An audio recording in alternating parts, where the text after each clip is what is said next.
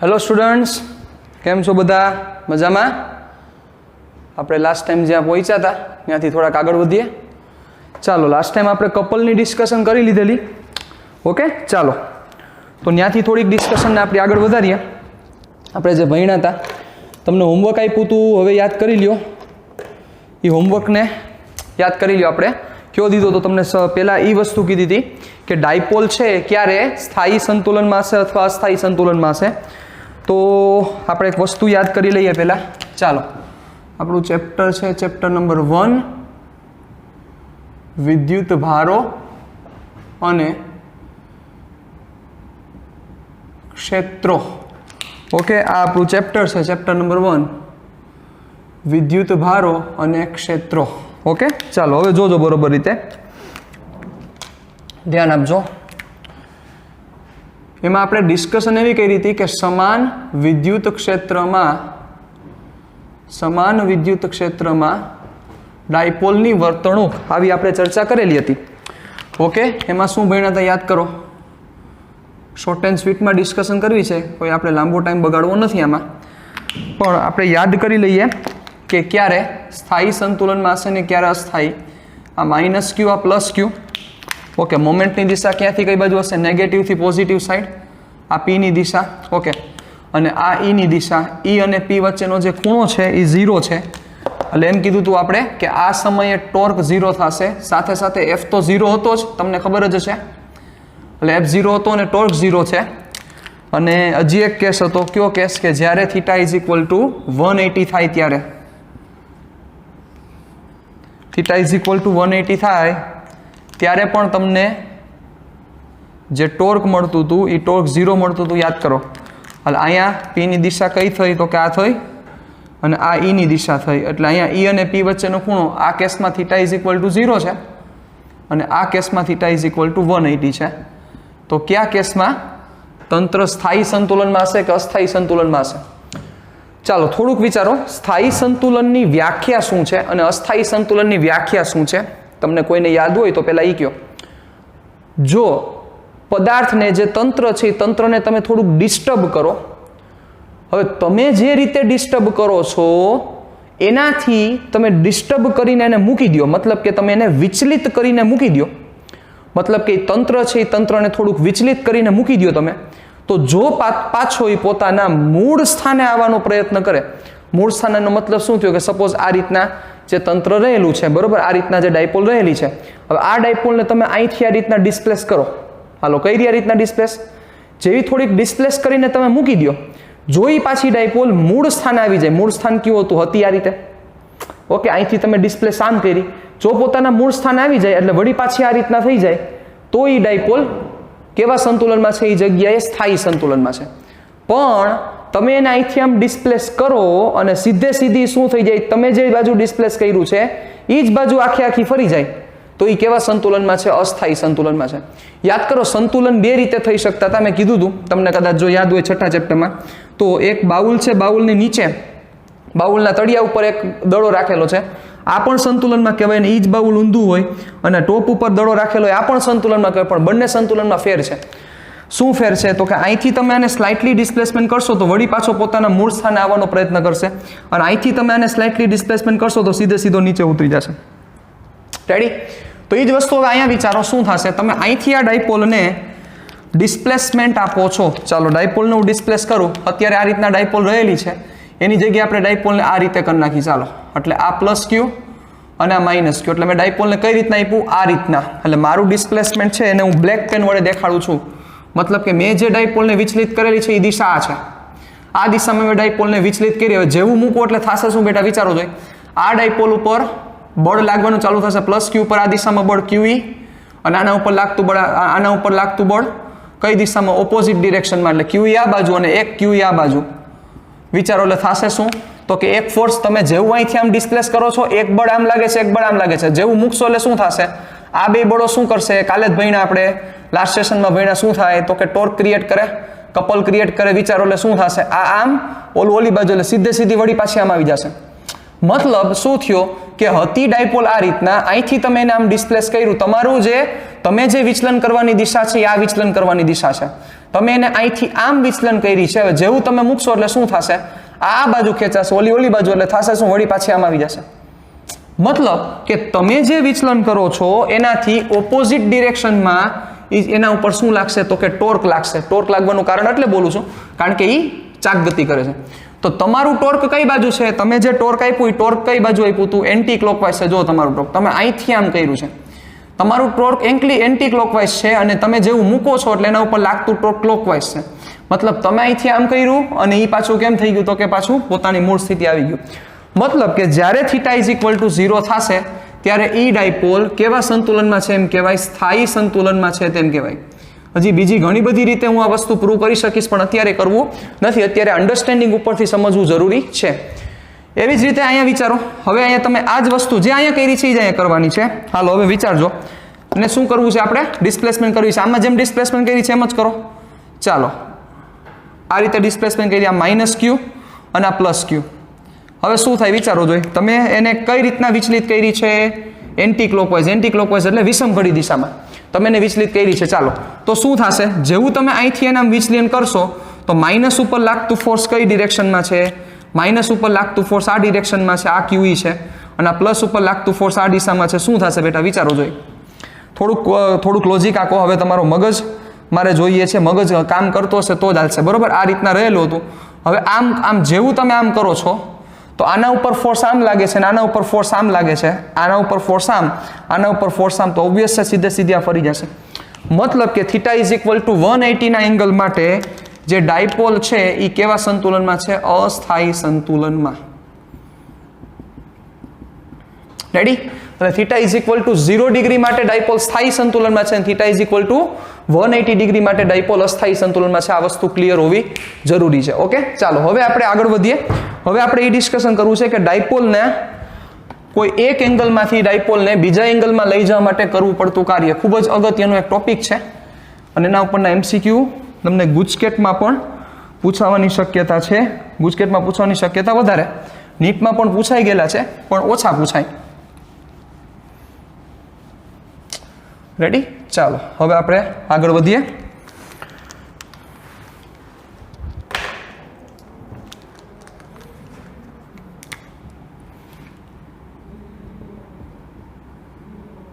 ડાયપોલને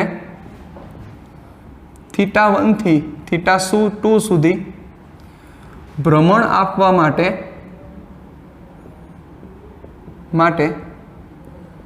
કરવું પડતું કાર્ય. ઓકે, ચાલો તો સિમ્પલ છે. ડાયપોલ પર લાગતું ટોર્ક આ બધી ક્યાં ચર્ચા છે બેટા? સમાન વિદ્યુત ક્ષેત્રમાં ચર્ચા છે.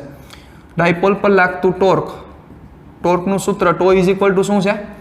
PE sin θ. ચાલો ટોર્ક ઉપરથી કાર્યનું સૂત્ર શું છે બેટા, કોઈને યાદ છે? જો યાદ નથી તો હું તમને એકવાર યાદ કરાવી દઉં. ચેપ્ટર નંબર 7માં આ વસ્તુ આવતી હતી, પણ ચેપ્ટર નંબર 6 જેવી જ છે. ચેપ્ટર નંબર 6માં કાર્યનું સૂત્ર આવું હતું, F × dx from x1 two x2, એક પરિમાણમાં. યાદ કરો આવું ફોર્મ્યુલા હતું કાર્યનું. તો એવું જ 7મા ચેપ્ટરમાં કાર્યનું સૂત્ર થશે F ની જગ્યાએ ટોર્ક, કારણ કે આપણે લાસ્ટ સેશનમાં ભણી ગયા છીએ બળ જેવો ભાગ કોણ ભજવે છે? ટોર્ક ભજવે છે, એટલે ટોર્ક. અને dx ની જગ્યાએ d θ1 ટુ θ2. રેડી? તો એ જ સૂત્ર આપણે અહીંયા એપ્લાય કરવાનું થશે. તો શું થશે? ચલો, કાર્ય that is W is equal to integration to d θ1 to θ2. ચાલો વેલ્યુ મૂકો એટલે આપણો આન્સર આવવાનું ચાલુ થાય. θ1 to θ2, ટોની વેલ્યુ છે PE sin θ into d θ. ચાલો PE કેવા છે? અચળ છે, બહાર કાઢી લ્યો. PE integration θ1 to θ2 sin θ d θ. ચાલો sin θ નું સંકલન શું થશે બેટા?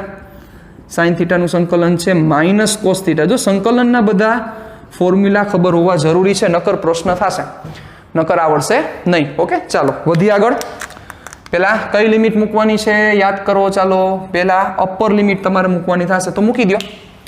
જે આપણને આવડે છે એ જ કરવાનું છે, નવીન કંઈ નથી કરવાનું. Is equal to PE બ્રેકેટમાં. ચાલો પહેલા ઉપરનો એંગલ એટલે માઇનસ cos θ2, નિયમના માઇનસ. ચાલો હવે માઇનસ cos θ1. ચાલો શું થશે? હવે સ્ટેપ કાપું છું, જોજો. આ માઇનસ માઇનસ પ્લસ છે એટલે કોસ થીટા વાળું આગળ લઈ લો 1 વાળું અને 2 વાળું પાછળ જવા દે એટલે થશે cos theta 1 minus cos theta 2. Ready? આ તમારું કાર્યનું ફોર્મ્યુલા છે. હવે આ જ ફોર્મ્યુલા પાછું 5મા ચેપ્ટરમાં પણ રિપીટ થશે. એની ચર્ચા અત્યારે આપણે કરવાની નથી. તો W is equal two P cos theta 1 minus cos theta 2. સાવ સિમ્પલ વસ્તુ છે. હવે પ્રશ્ન કેમ પૂછે? એક પ્રશ્ન આપણે લઈ લઈએ, બરોબર, કે ડાયપોલને થીટા 1 ઇઝ ઇક્વલ ટુ 0 ડિગ્રીથી theta 2 is equal two 60 degree સુધી શું કરવા માટે? સ્થાનાંતરિત કરવા માટે કરવું પડતું કાર્ય. આવો પ્રશ્ન પૂછેલું હોય કે થીટા 1 ઇઝ ઇક્વલ ટુ 0 ડિગ્રીથી theta 2 is equal two 60 degree સુધી સ્થાનાંતરિત કરવા માટે કરવું પડતું કાર્ય કેટલું થાય? તો સિમ્પલ છે. થીટા 1 ની વેલ્યુ, થીટા 1 એટલે પ્રારંભિક ખૂણો હતો 0 ડિગ્રી, થયો કેટલો? 60, એટલે થીટા 2 વેલ્યુ મૂકી દો એટલે તમારો આન્સર આવી જશે. W is equal to PE cos 0 minus cos 60. ચાલો, cos 0 શું થશે? cos 0 1, cos 60 1/2, 1 minus 1/2 એટલે 1/2, that is PE/2, that is W. Okay, હવે અહીંયા P અને E ની વેલ્યુ હોય એટલે તમે ઇઝી રીતે બધું કરી શકો, એમાં કંઈ નવીન વાત નથી. ડન. ચાલો, તો આ એક ફોર્મ્યુલા તમારે ખાસ યાદ રાખવાનું છે. ગુજકેટમાં આના પ્રશ્નો પૂછાઈ ગયા છે, નીટમાં 1-2 વાર પ્રશ્ન પૂછાઈ ગયા છે, JEE માં આવું ન પૂછે, રાઈટ? એટલે આમાં ખોટું વિચાર વિમર્શ કરતા નહીં. ચાલો, એક આ વસ્તુ. હવે આના પછીનો જે અગત્યનો ટોપિક છે કે જેના ઉપર આપણે ચર્ચા કરવા જઈ રહ્યા છીએ, ઈ ટોપિક છે આપણે હજી બધું સમાન વિદ્યુત ક્ષેત્રનું પતાવી દઈએ, પછી આપણે અસમાન વિદ્યુત ક્ષેત્રમાં પડશું. ઓકે, ચાલો જોજો. તો હવે છે સંતુલન સ્થિતિમાંથી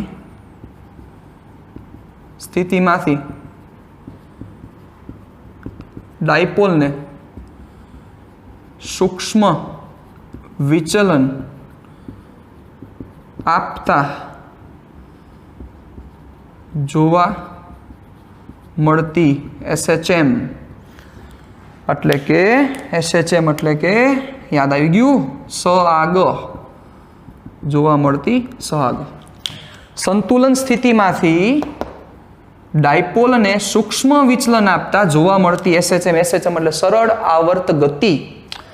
ચાલો વિચારીએ.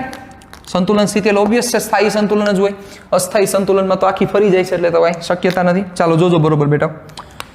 તો પહેલા આપણે સમાન વિદ્યુત ક્ષેત્ર હું ડ્રો કરી નાખું. ચાલો, હવે આમાં એક ડાયપોલ રહેલી છે કે જે સ્થાયી સંતુલનમાં છે એટલે એંગલ કેટલાનો થશે બેટા? 0 નો એંગલ થશે. ચલો, આ એનો સેન્ટર પોઈન્ટ એટલે કે એનું મધ્યબિંદુ ડાયપોલનું. રેડી? ચાલો, આ વિદ્યુત ક્ષેત્ર છે, માઇનસથી પોઝિટિવ, P ની દિશા છે, બધું મસ્ત રીતે સેટ છે, સંતુલનમાં છે. હવે વિચારો, હવે તમારાને હળી કરવાની છે. તમે સમજી ગયા છો મોટાભાગના સ્ટુડન્ટ્સ. અહીંથી જેવું આને હું આમ ડિસ્પ્લેસમેન્ટ કરું, સમજો બચ્ચાઓ, જેવું અહીંથી આને હું આમ ડિસ્પ્લેસમેન્ટ કરું છું એટલે કોના જેવી વાત થશે? તો કે આ પ્લસ છે એ ઉપર તરફ જશે, આ માઇનસ છે એ નીચે તરફ જશે. તો વિચારો, અહીંથી તમે એને આમ ડિસ્પ્લેસમેન્ટ કરો છો તો લોજિક આખો, જેવો આ પ્લસ થોડોક ઉપર તરફ ગયો, જેવો આ માઇનસ થોડોક નીચે તરફ આવ્યો એટલે શું લાગશે બેટા? તો કે ટોર્ક ઉત્પન્ન થશે. ક્યુ ટોર્ક ઉત્પન્ન થાય? બળ યુગ્મવાળું. શું કામ તમને એમ થાય કે સર અહીંયા કેમ ઉત્પન્ન નથી થતું? ન થાય બેટા. વિચારો, આ બળ, બંને બળો એક જ દિશામાં છે, આ QV અને આ માઇનસ QV. રેડી? હવે વિચારો, કલ્પના કરો કે જેવું આને તમે આમ કરશો એટલે આ QV ઉપર જશે, આ માઇનસ QV નીચે આવશે. અત્યારે આ જે બળ છે એ એક જ રેખા પરના છે અને એક રેખસ્થ બળ હોય એ બળ યુગ્મ ક્રિએટ ન કરે. લાસ્ટ સેશનમાં આપણે ચર્ચા કરી ગયા. એટલે હવે વિચારો શું થશે? આ પ્લસ ક્યુ ને તમે ઉપર લઈ જાઓ, આ માઇનસ ક્યુ ને જેવો નીચે લઈ જાઓ એટલે શું થાય? જોજો, થોડી કલ્પના કરજો. બહુ મસ્ત છે, આખો ટોપિક સમજવા જેવો છે. આ QV અને આ QV. રેડી? અત્યારે આમ છે, જો બંને એક જ દિશામાં છે. જેવું તમે એને આમ રોટેટ કરશો એટલે આ QV ને આ માઇનસ QV આમ આવશે. વિચારો, આવ્યું? વિચારો, એટલે આ QV આમ લાગે છે, આ માઇનસ QV આમ લાગે ને હવે બે વચ્ચે લંબ અંતર છે, જોવો આ લંબ અંતર. હવે એના લીધે શું થાય? તો કે અહીંથી તમે જેવું એને આ રીતના રોટેટ કરો છો એટલે આ લંબ અંતર આવવાને લીધે શું થશે? તો કે વિદ્યુત ક્ષેત્રને લીધે લાગતું ટોર્ક કઈ બાજુ થાય? એ શું કહેશે? તું આમ આવ, તું આમ આવ, એટલે શું થશે? એ ટોર્ક આમ લાગશે. હવે વિચારો, તમે ડિસ્પ્લેસમેન્ટ કેમ કર્યું છે, તમે ડિસ્પ્લેસમેન્ટ આમ કર્યું છે, મારી વાત બરોબર સાંભળજો કાન દઈને, તમે ડિસ્પ્લેસમેન્ટ એનું આમ કર્યું છે, સમજો આ તમારું ડિસ્પ્લેસમેન્ટ છે અને લાગતું ટોર્ક છે એ કઈ બાજુ છે, ક્ષેત્રને લીધે લાગતું ટોર્ક કઈ બાજુ થયું, આ તમારું ડિસ્પ્લેસમેન્ટ. હાલો તમે આ સ્ટાર્ટિંગ પોઈન્ટ, તમારું ડિસ્પ્લેસમેન્ટ આમ છે, એટલે કે તમારું ડિસ્પ્લેસમેન્ટ એટલે કે તમે જે વિચલન આપો છો એ એન્ટી ક્લોકવાઇઝમાં આપો છો. એન્ટી ક્લોકવાઇઝમાં જેવું વિચલન આપશો તો જેવું થોડુંક વિચલન આવશે એટલે થોડુંક અહીંયા લંબ અંતર આવશે, થોડુંક વિચલન અહીંથી થયું, થોડુંક લંબ અંતર આવ્યું, થોડુંક લંબ અંતર આવ્યું તો થોડુંક ટોર્ક આવ્યું. કોને લીધે ટોર્ક આવ્યું? આ વિદ્યુત ક્ષેત્રને લીધે ટોર્ક આવ્યું. એ ટોર્ક કઈ દિશામાં આવ્યું વિચારવું જોઈએ. અહીંથી તમે આમ ડિસ્પ્લેસમેન્ટ આપો તો આ ટોર્ક કેમ થાય? આ તો તમે આપેલું છે સાહેબ, એટલે આ ડિસ્પ્લેસમેન્ટ એટલે કે આ જે તમે વિચલન આપ્યું છે તમે દીધેલું છે. પણ હવે જે ક્ષેત્ર ટોર્ક લગાડે છે કઈ બાજુ લગાડે છે? એક પી એક ક્યુ આ બાજુ છે, એક ક્યુ આ બાજુ છે, એટલે ક્ષેત્રનું ટોર્ક કઈ બાજુ થયું? ક્ષેત્રનું ટોર્ક આ બળો છે એટલે ક્ષેત્રનું ટોર્ક આ થયું સાહેબ. સમજા કે નો સમજા?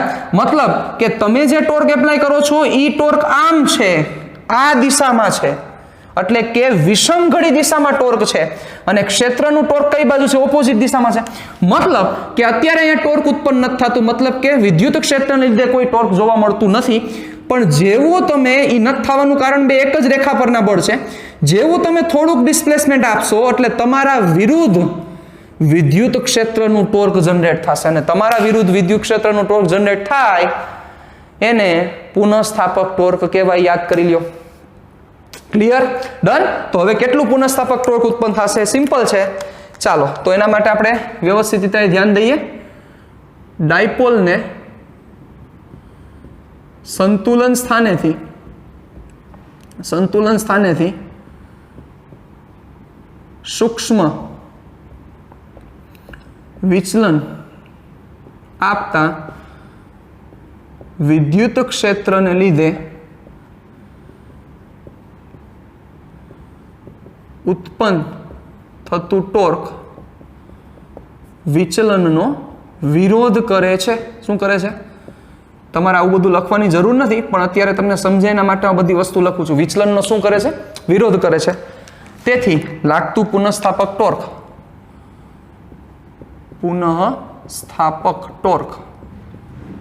ઓકે, તો પુનઃસ્થાપક ટોર્ક શું થશે? That is restoring is equal to PE sin theta, પણ કહેવાતો કે માઇનસ સૂચવે છે વિરુદ્ધ દિશા. ચાલો હવે ખૂણો નાનો હોય તો જ આ બધી ડિસ્કશન કરી શકશું આપણે. ચાલો હવે વર્કિંગ કેમ થશે થોડુંક સમજી લ્યો.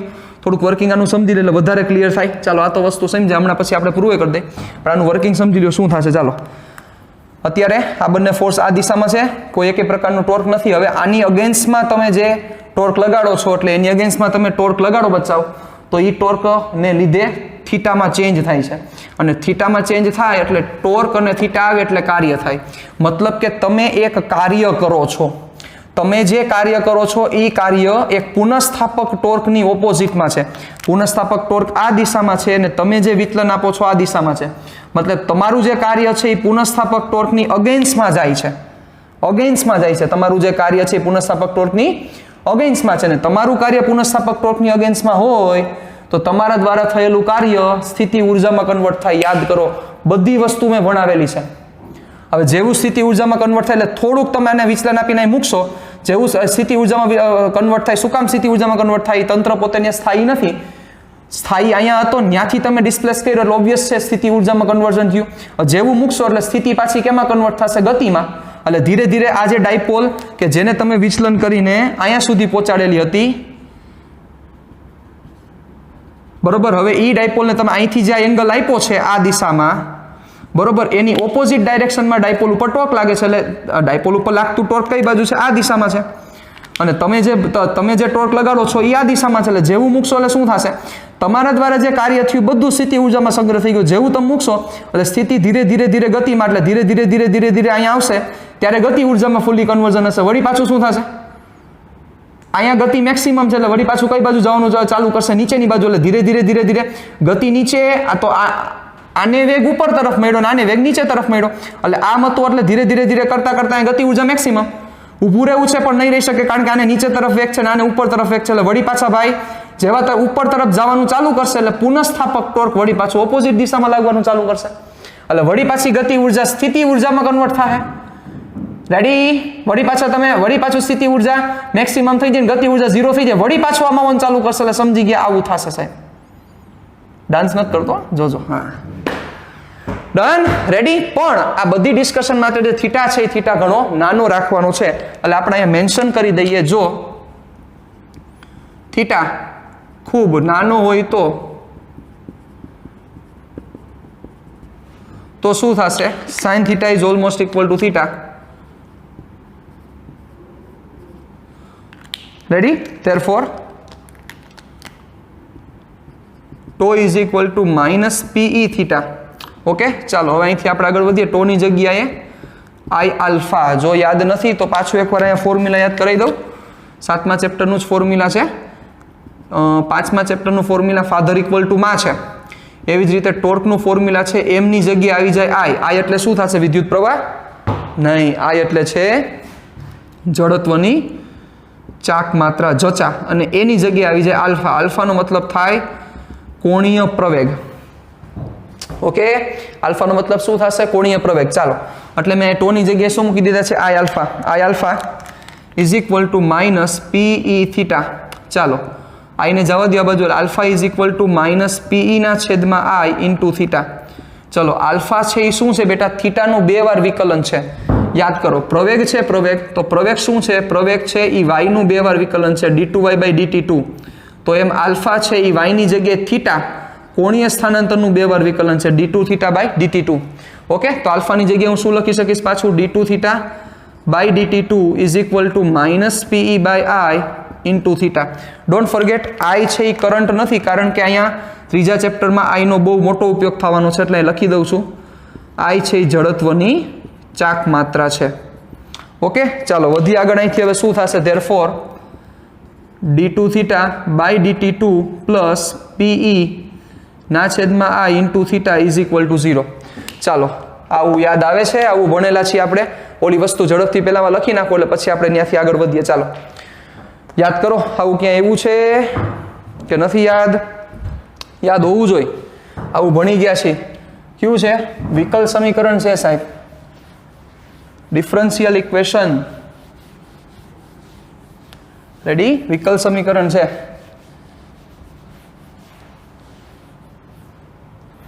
ચાલો, તો હવે આને અહીંયા લખી દો બાજુમાં એટલે તમને વિકલ સમીકરણ યાદ આવી જાય ને. d2 theta by dt2 plus omega square theta is equal to 0 સાથે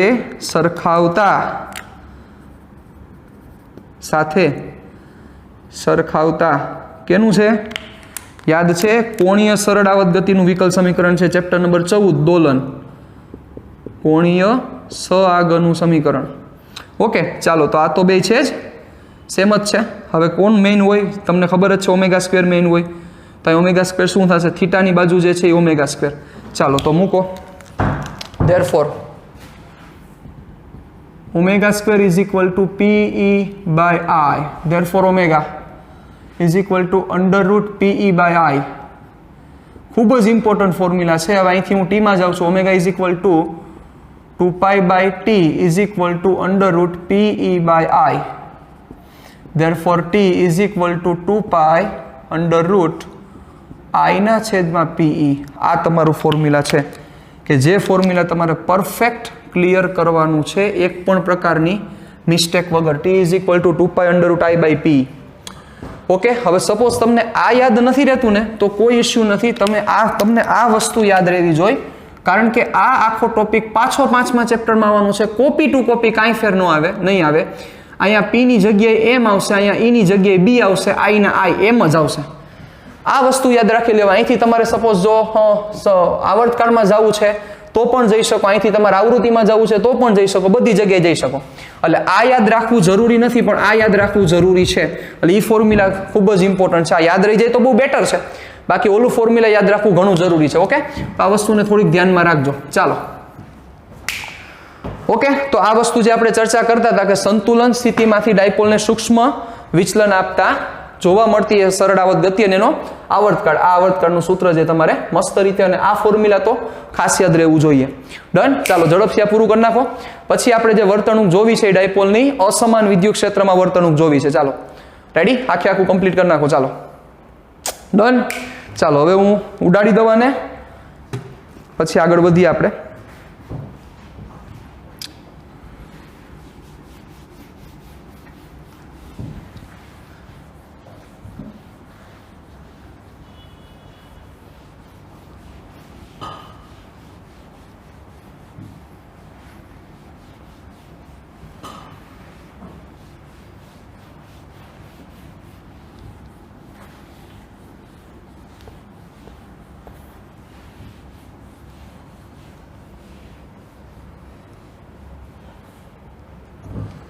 ચાલો હવે જે આપણે ચર્ચા કરવી છે એ છે અસમાન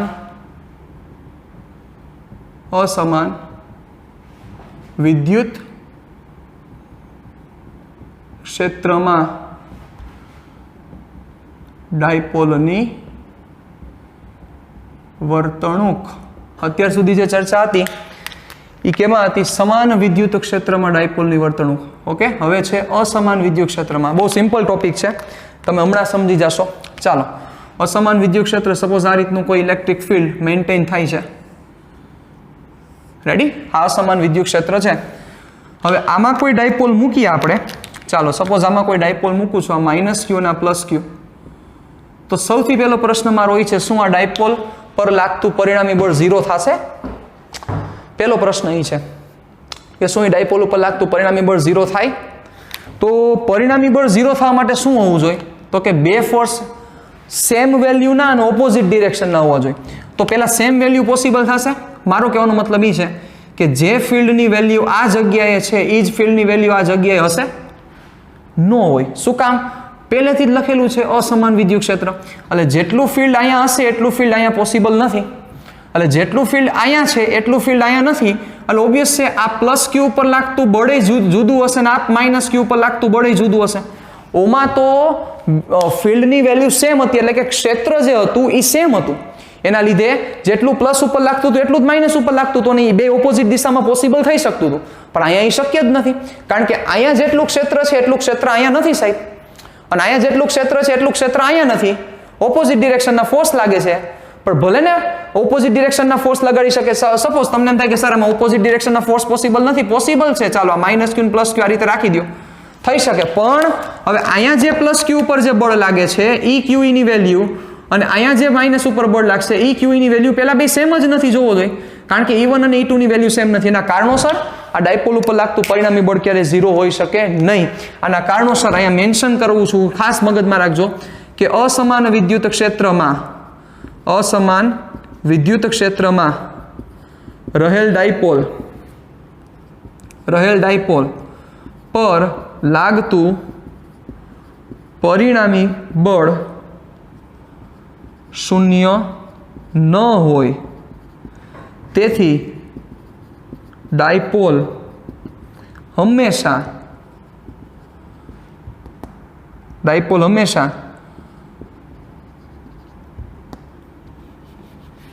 ને કાઢી નાખીએ. ડાયપોલ રેખીય સંતુલનમાં ન હોઈ શકે. બરોબર? અથવા ન હોઈ શકે એના કરતાં પણ સારો શબ્દ લખીએ, રેખીય સંતુલનમાં ન જ હોય. આ વધારે બેટર છે. ઓકે, એટલે લાગતું પરિણામી બળ 0 ન હોય. આ પરિણામી બળ છે એ 0 નથી. તેથી ડાયપોલ રેખીય સંતુલનમાં ન જ હોય. આ વર્ડને ખાસ મેન્શન કરજો. રેખીય સંતુલનમાં ન જ હોય. ક્લિયર? વાંધા વચકા પ્રોબ્લેમ? ડન. તો આ વસ્તુને ખાસ મગજમાં વ્યવસ્થિત રાખવાની છે. ચાલો, પણ શું ચાકગતીય સંતુલનમાં રહી શકે? રેખીય સંતુલનમાં તો નહીં જ હોય. યાદ કરો, સમાન વિદ્યુત ક્ષેત્રમાં જે ડાયપોલ હતી એ રેખીય સંતુલનમાં તો હતી જ. મતલબ કે એનો CM કોઈ દી હલી ન શકે, કારણ કે CM ઉપર લાગતું પરિણામી બળ 0 હતું. યાદ કરો રેડી? એટલે એ તો હલી જ ન શકે. પણ અહીંયા તો પરિણામી બળ લાગે છે, એના કારણોસર શું થશે? CM આ રીતના ગતિ કરતું એ જઈ શકે. મતલબ અહીંથી ડાયપોલ છે એ પોતાની પ્લેસ ચેન્જ કરશે. પણ ઓમાં એવું નહોતું, ત્યાં પોતાની પ્લેસ ચેન્જ કરી શકતું નહોતું ડાયપોલ. ચાલો હવે શું ચાકગતીય સંતુલનમાં હોઈ શકે તો હોઈ શકે. વિચારો, જો જેમ કે અહીંયા જ છે, આ જ કન્ડિશન વિચારો. આ કન્ડિશનમાં જે ફોર્સ લાગે છે એ ફોર્સ જોવો જોઈએ, ઇક્વલ વેલ્યુના નથી પણ ઓપોઝિટ ડિરેક્શનના છે ને સાથે સાથે એક રેખસ છે ને એક રેખસ બળ હોય તો કોઈ દી ઈ ટોર્ક જનરેટ ન કરે. યાદ કરો, એક રેખસ બે બળ હોય તો ટોર્ક જનરેટ કરી શકે નહીં. તો એના કારણોસર આપણે શું કહી શકીએ કે જ્યારે જે આ ડાયપોલ છે એ ડાયપોલ એની ક્ષેત્રની દિશામાં થઈ જાય. બરોબર, જેમ કે અત્યારે છે આ જગ્યાએ રહેલું હોય છે. બરોબર, ચાલો આ જગ્યાએ રહેલું છે વિચારો તમે, તો આ પ્લસ ક્યુ પર લાગતું ફોર્સ આ દિશામાં લાગતું હશે અને આ માઇનસ ક્યુ પર લાગતું ફોર્સ આ દિશામાં. તો જોવો જોઈએ, આ ડાયપોલ એક રેખસ નથી એટલે સપોઝ આની વેલ્યુ ઓછી હોય આની વેલ્યુ વધારે હોય તો ડાયપોલ આમ જાતી હશે. વિચારો, પણ જ્યારે આ શું થઈ જાય, આ ડાયપોલ ક્ષેત્રને સમાંતર થઈ જાય ત્યારે એના ઉપર લાગતું ટોર્ક શું થઈ શકે, 0 થઈ શકે. આના કારણોસર આપણે શું મેન્શન કરવું પડશે, એક પોઈન્ટ ઈ લખવો પડશે કે જ્યારે ડાયપોલ ક્ષેત્ર રેખાને સમાંતર થાય, ક્ષેત્ર રેખાને સમાંતર થાય ત્યારે તેના પર લાગતું ટોર્ક શૂન્ય થાય. તેથી ડાયપોલ ચાકગતીય સંતુલનમાં હોઈ શકે. રેડી? એટલે યાદ કરો, સમાન વિદ્યુત ક્ષેત્ર અને અસમાન વિદ્યુત ક્ષેત્ર બંનેમાં ચાકગતીય સંતુલનમાં તો હોય જ શકે, પણ ફેર ક્યાં આવ્યો? યસ, રેખીય સંતુલનમાં. સમાન વિદ્યુત ક્ષેત્રમાં રેખીય સંતુલનમાં હોય જ, પણ અસમાન વિદ્યુત ક્ષેત્રમાં રેખીય સંતુલનમાં ન જ હોય. ઓમાં હોય જ ને આમાં ન જ હોય. રેડી? આ વસ્તુને ખાસ મગજમાં ક્લિયર કરીને રાખવાની છે. Okay, done, got it. ચાલો હવે એક વસ્તુની ડિસ્કશન કરીએ. ક્લિયર? ચાલો એ ડિસ્કશન આપણે કરીએ. હવે એ ડિસ્કશન કઈ છે કે જ્યારે વિદ્યુત ભારિત કાસ્કો, કેવો કાસ્કો? વિદ્યુત ભારિત કાસ્કો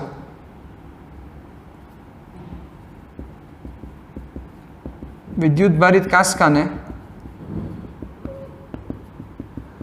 કાગળની નજીક લાવતા તે કાગળને આકર્ષે છે. સમજાવો. રેડી? વિદ્યુત ભારિત કાસ્કાને કાગળની નજીક લાવતા તે કાગળને આકર્ષે છે, કાગળ એની તરફ ખેંચાય છે. આનું કારણ સમજાવો. ચેપ્ટરના સ્ટાર્ટિંગ જ્યારે થયું હતું ત્યારે મેં કીધું તો આના વિશે આપણે જે ડિટેલમાં ડિસ્કશન કરવાના છીએ એ વસ્તુની આ ચર્ચા છે. ચાલો, તો આ વસ્તુ તમારે સમજાવવાની છે. કઈ રીતે એવું થાય છે એ વસ્તુ તો સમજી ગયા. સપોઝ આ આપણો મારો કાસ્કો છે, આ કાસ્કાથી આપણે મોરવીએ. હવે ઓરવશું એટલે શું થશે? સૂકાવાળ હશે એટલે આ કંઈક પોઝિટિવ ચાર્જ બને, વળી આ નેગેટિવ ચાર્જ બને. Got it? એ બધાને ખબર જ છે. બરોબર? એ નજીક લઈ આવવું તો શું થાય? આકર્ષણ થાય, એ તો ખબર જ છે. પણ આ કેના જેવી વાત છે? કાસ્કો તમે આ જે આમ કર્યું પછી આ કાસ્કાને તમારે ઓલા પેજની નજીક લઈ જવાનું. કાગળનું પેજ હોય ને નજીક લઈ જાવ તો કાગળનું પેજ એ ખેંચાય એની બાજુ. થ્યુ લાઈટ મેજિક જેવી વસ્તુ છે. એટલે કોના જેવી વાત થઈ? હજી એકવાર તમને સમજાવું ડિટેલમાં એટલે વધારે ક્લિયર થાય. ચાલો, સપોઝ આ એક કાસ્કો છે, નથી સોરી, આ એક કાગળ છે, કાસ્કો આર્યો. આમ તમે શું કરી નાખ્યું? સૂકાવાળમાં મસ્ત રીતે ઘઈશું. એવું એટલું ન ઘસતા, વાળ ઉતરી જાય. બરાબર? ઘઈશું. હવે આ કાસ્કાને તમારે કાગળની નજીક લઈ જવાનું. બરાબર? આવડો મોટો કાગળ ન હોય, ઓલો નાનકડો પાતળો કાગળ હોય, નજીક લઈ જાવ એટલે કાગળ છે ને સીધો ખેંચાય એની બાજુ. યસ, પ્રશ્ન આ છે કે ખેંચાવાનું કારણ શું છે? કારણ કે કાસ્કો છે એ વાળને આકર્ષે કે વાળ કાસ્કાને આકર્ષે એ બધી વસ્તુ સમજી શકાય, કારણ કે એ બે વચ્ચે ઘર્ષણ થયું છે. પણ હવે આ કાસ્કાને ના કાગળને શું લાગે વર્ગે? એ તો સમજવાની વાત છે સાહેબ. ઓકે, ચાલો વિચારીએ. બહુ સિમ્પલ છે, એમાં કંઈ અઘરું નથી. બરોબર? તો એક કાસ્કો વિચારીએ. સપોઝ, હાલો,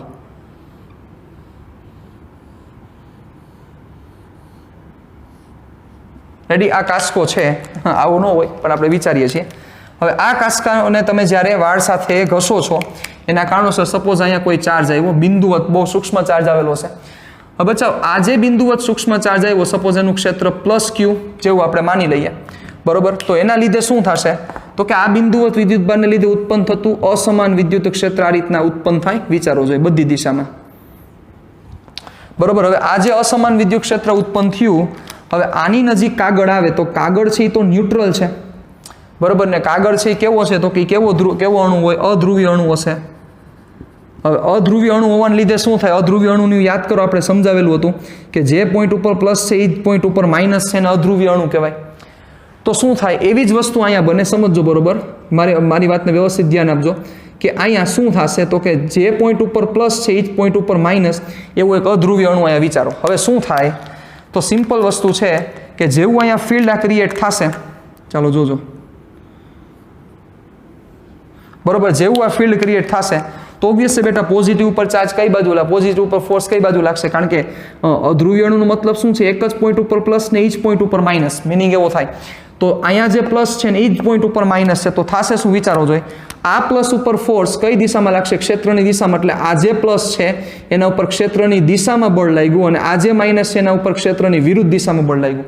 એટલે થાય શું કે આ પ્લસ ઉપર બળ ક્ષેત્રની દિશામાં છે, આ માઇનસ ઉપર બળ ક્ષેત્રની વિરુદ્ધ દિશામાં છે, એટલે આખી પોઝિશન આવી થશે. વિચારો, ક્ષેત્રની દિશામાં ફોર્સ એટલે આ પ્લસ અહીંયા આવી ગયો, ક્ષેત્રની વિરુદ્ધ દિશામાં ફોર્સ એટલે આ માઇનસ અહીંયા આવી ગયો. એટલે જે અણુ આખો જે ગોળ દેખાતો હતો એની જગ્યાએ અણુ આ રીતનો થયો અને જે વસ્તુ બની, જે આ બની એને પ્રેરિત ડાયપોલ કહેવાય. કેવી ડાયપોલ કહેવાય?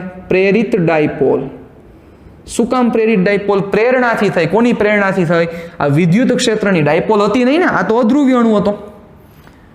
ડાયપોલ હતી નહીં પણ ડાયપોલ બની. એ બનવાનું શું કારણ છે? એ બનવાનું કારણ આ વિદ્યુત ક્ષેત્ર. હવે શું થાય? હવે તમને જો લોજિક હાલતું હોય તો મને વિચારીને જવાબ દેજો કે આ માઇનસ ઉપર જે લાગતું ફોર્સ છે અને આ પ્લસ ઉપર લાગતું ફોર્સ બે સેમ નહીં હોય, કારણ કે અસમાન વિદ્યુત ક્ષેત્ર છે. હવે આ માઇનસ ઉપર લાગતું ફોર્સ કેટલું હશે? વધારે હશે, કારણ કે એ પ્લસ ક્યુથી નજીક છે. એટલે આ માઇનસ ઉપર લાગતું ફોર્સ વધારે, આ પ્લસ ઉપર લાગતું ફોર્સ ઓછું, એટલે આના ઉપર લાગતું નેટ ફોર્સ ઉપરની તરફ થાય સાહેબ. આના કારણોસર જે નેટ ફોર્સ ઉપરની તરફ લાગે છે એના કારણોસર આ કાગળનો જે ટુકડો છે એ કાંસકા બાજુ ખેંચાય છે. યાદ કરો થેલ્સે શું જોયું હતું કે જ્યારે કાચના સળિયાને રેશમના કાપડ સાથે ઘસવામાં આવે અને પછી એને ઘાસના તણખલાની નજીક લઈ જવામાં આવે તો તણખલું ખેંચાય છે. એનું કારણ આ છે કે વસ્તુ શું બને છે? અધ્રુવી અણુ છે. અધ્રુવી અણુમાં પોઝિટિવ ને જે નેગેટિવ રહેલા છે એ પોઝિટિવ ને નેગેટિવને જેવા ક્ષેત્રમાં મૂકો એટલે પોઝિટિવ ઉપર ફોર્સ અને નેગેટિવ ઉપર ફોર્સ લાગે છે. અને એ ફોર્સને લીધે શું થાય તો કે પ્રેરિત ડાયપોલ ઉત્પન્ન થાય. અને આ પ્રેરિત ડાયપોલ ઉત્પન્ન થવાને લીધે શું થશે તો કે આ માઇનસ અને આ પ્લસ ઉપર બે સેમ ફોર્સ નથી લાગતા. આના ઉપર વધારે ફોર્સ લાગે છે કારણ કે ક્ષેત્ર પ્લસ ક્યુથી નજીક છે અને આના ઉપર લાગતું ફોર્સ ઓછું છે. એટલે થાય શું તો કે નેટ ફોર્સ ઉપરની તરફ લાગે એટલે ઓબ્વિયસ આખું પોર્શન કાંસકા બાજુ શું થશે? ખેંચાશે. પણ આખી બુકું ન ખેંચાય, જોજો પાસે. બાકી ઓલી બુક લઈને જાય પછી એમ કે સાહેબ આમાં તો એકે પતું ઊભું નથી થતું. એમ ન થાય, કારણ કે આ જે બળ છે એ બળ નિર્બળ હોય પણ એટલું તો સફિશિયન્ટ હોય, એટલે કે એટલું તો પૂરતું હોય કે જે એક પેજને શું કરી શકે? ખેંચી શકે. પણ આખી બુક ન ખેંચાય. ઓકે, એટલે આ વસ્તુ પાછી મગજમાં નો. વળી વાત શું કે 200 પેજ છે તો 200 પેજમાં બધાયમાં આવી ડાયપોલ ઉત્પન્ન થાય, બધાય ખેંચે? ન થાય, કારણ કે એ ક્ષેત્ર એટલું પ્રબળે ન હોય કે બધી આવડી ડાયપોલ ઉત્પન્ન કરી શકે. જે નજીક હોય બરોબર ન્યા ડાયપોલ ઉત્પન્ન કરે ને એ પેજને ખેંચે આખું. ઓકે, આ એનું કારણ છે. રેડી? તો પ્રેરિત ડાયપોલને લીધે શું થાય છે તો કે નેગેટિવ અને પોઝિટિવ પર લાગતા ફોર્સ ઇક્વલ નથી. એના કારણોસર આખું પેજ કોના બાજુ ખેંચાય છે? કાંસકા બાજુ ખેંચાય છે. ઓકે, તો આજના સેશનમાં ઘણી બધી ડિસ્કશન કરી ગયા અને ડાયપોલ છે આખું કમ્પ્લીટ થઈ ગયું છે. એટલે મેં તમને લાસ્ટ સેશનમાં જે એક હોમવર્કમાં સમ આપ્યો હતો બરોબર, હજી એક હું તમને સમ અત્યારે દઈ દઉં છું. ક્લિયર? તમારાથી થઈ જશે એટલે મારે કંઈ કરાવવાની જરૂર પણ નહીં રહે. બરોબર, કયો સમ છે હું તમને કહું છું. સ્વાધ્યાયનો છે 1.10 જે તમને આપેલો હતો અને 1.9 આ બંને તમારે પૂરા કરી નાખવાના છે. 1.9 અને 1.10 ભૂલ્યા વગર. રેડી? સ્વાધ્યાયનો 1.9 અને 1.10 તમારે પૂરા કરવાના છે. હવે નેક્સ્ટ ટાઈમ જ્યારે મળીશું ત્યારે હવે ચેપ્ટરનો એક નવો પોર્શન આપણે સ્ટાર્ટ કરવાનો છે. ચેપ્ટર તમારું કોઈ ખાસ એવું લાંબુ નથી હવે બરોબર, પણ એક નવો પોર્શન સ્ટાર્ટ કરવાનો છે જેની ચર્ચા નેક્સ્ટ ટાઈમ કરશું. Thank you.